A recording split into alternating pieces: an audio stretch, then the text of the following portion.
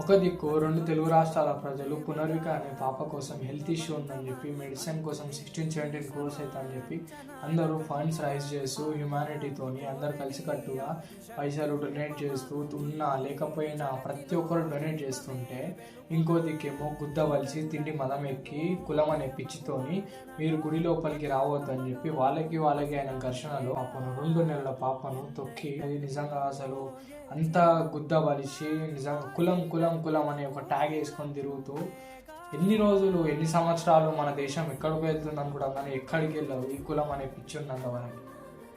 అసలు మనమేమో ఒక పునర్విక పాపను కాపాడాలని మొత్తం 2 తెలుగు రాష్ట్రాలు అందరూ కలిసికట్టుగా డొనేషన్ చేస్తుంటే ఇట్లా ప్రాణాలు ఎట్లా తీసేస్తారేమో మీరు.